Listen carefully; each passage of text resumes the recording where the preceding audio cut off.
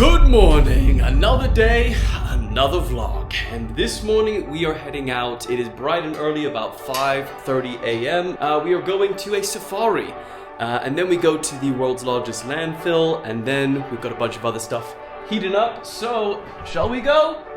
Shall we go? Let's go. Oh shit, look, this is full on Vans. Look, an extra safari, eh? Look at this. Damn, let's go. Oh, bright and early, how you doing, bro? How did you sleep? Yeah, good. You're not cold. No way. This is so warm. I was about to wear a t-shirt. Oh, this is really? crazy, yeah. So this is cold for you? It is.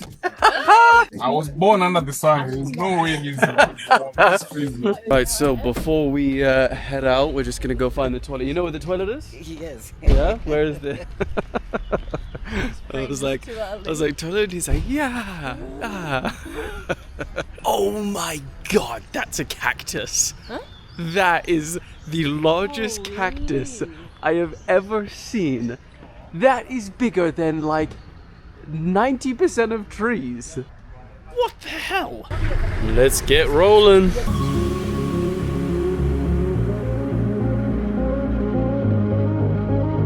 Alright, officially a couple hours later, we have made it inside. Don't forget to tell them the only capital city with a national park. Oh my gosh! Oh, is it? The only capital city with a national park. Not even South Africa has it, only Kenya. Okay, so we have got hippos over here. Look at him.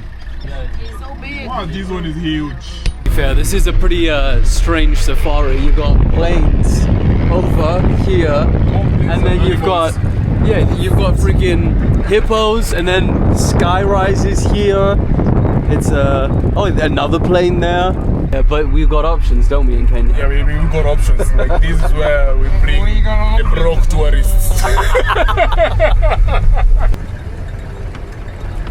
Right, we have finally seen something, a rhino, but There's two of them. it's so far away. I don't know if you're going to be able to even zoom in. Get out and get it.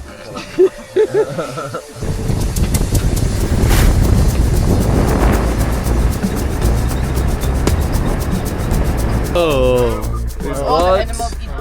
Impala. Alright, we are stopping for coffee. Look at this, pretty nice little spot. I'm really deciding whether to extend the trip in Kenya or not, because there's a few things that we want to do. But at the same time, the news is really calling at this point, and I don't know what to do. To head back so we can get back in the old News Daddy garage, or to stay a couple more days and just keep on reporting from here. Because to be fair, imagine like a little news report set up here. Pretty amazing. Alex says we should stay. Alex says book a whole ass week. But that is a classic Alex recommendation. What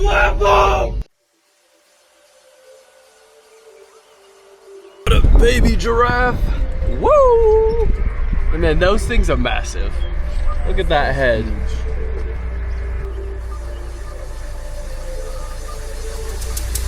Pretty cool.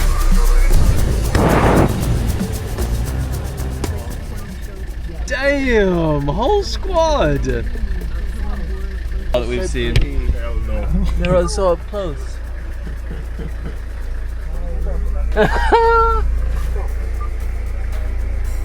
What are these ones?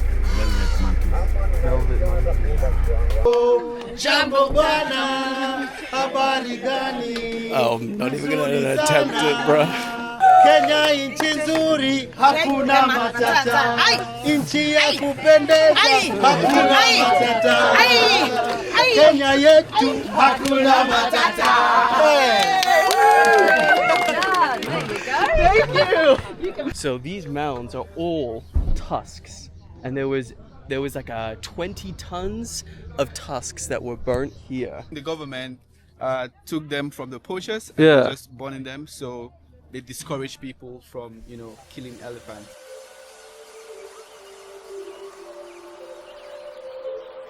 So we are back at the hotel because we needed to drop a fallen soldier off. Sadie? Love you lots. I'm off to the largest landfill. So, yeah, here we go.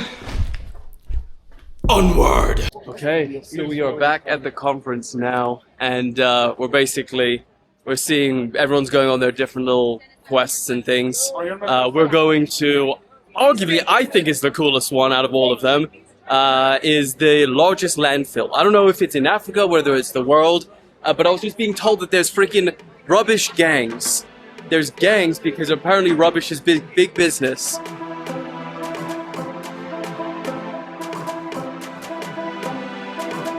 Okay, now I want you guys to meet Nzambi. She's the whole reason we were here. She studied engineering at university, but when she got out, there were no jobs. That's a huge problem for graduates here in Kenya. So she decided, screw it, I'll create my own job. And so she ended up building these machines that you're seeing here now that take plastic waste, break it down, shred it, mix it with sand, and then the end results are these bricks. And believe it or not, every brick that you are seeing right now is actually plastic. Yeah, I know, it looks exactly like a normal brick. And here's the craziest part, not only is she doing amazing things for the planet by helping reuse plastic in practical ways, but in her efforts trying to create just a job for herself, she went way beyond that, and she is now given 250 people jobs in the area. Honestly, she has an incredibly inspiring story, and she's like the nicest, most positive person I've ever had the pleasure of meeting. However, one of the steps in this whole process that she showed us next, I truly was not prepared for.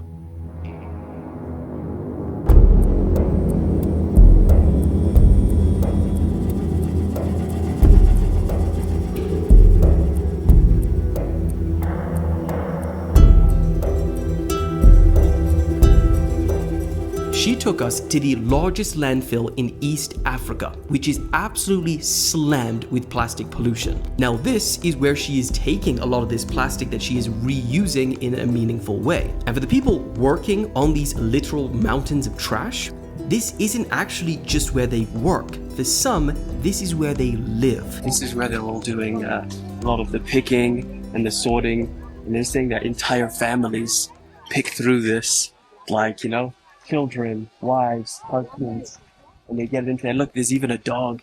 Alex, you can zoom in on that. And these birds. And they put it on these trucks. It's crazy, man. Honestly, like it's you hear about it, and then when you're actually here, it's like it's overwhelming, it's shocking. It's crazy. Almost speechless, man. Till the day I die, I will never be able to get what I saw here out of my head. It is genuinely hard to put into words, and I feel like nothing does it justice. So, how does someone get into this job? It is, just, I would say, a victim of circumstances, you know. Most of them don't want to be here. Of course, everyone wants to get over here, but it's the only opportunity that's close to home. Of course, lack of jobs, and also, lots of politics behind it, cartels and stuff like that. Some of them are actually trapped here, I think. Really? Yeah. In what way? Gangs, you know, because it's also not, because where there is trash, there is money as well, and where there is money, violence tends to follow. How are people that come in here, how are they actually making money? I believe it's just by like collecting, you know, sorting out. Yeah. So money is in the sorting, because the trucks, then they make the money, you know, from the estates and stuff. They collect the trash, bring it, dump it here. So once everything is dumped in one place, so like for the recyclers, you know, if they need plastic, this one needs glass, this one maybe needs metal or copper from some electronics and stuff. So the sorting, some of them sort cardboard boxes, so they make money from the sorting. So as you can see, like over there, like there you see, there, that's a plastic. Then they have sorted out the plastic, so they are going out to and then they will be weighed in kilos. So, and that's how they make their money for the day. And then the middlemen, they go sell to the recycling plants, of course, at a higher price.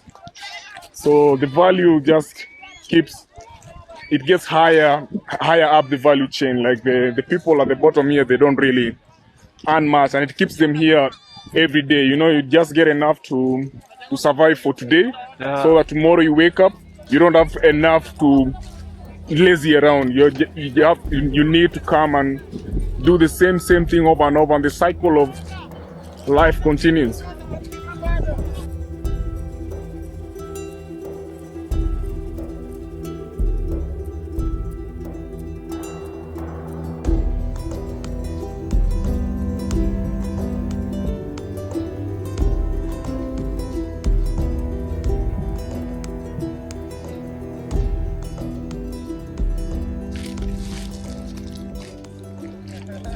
Yeah.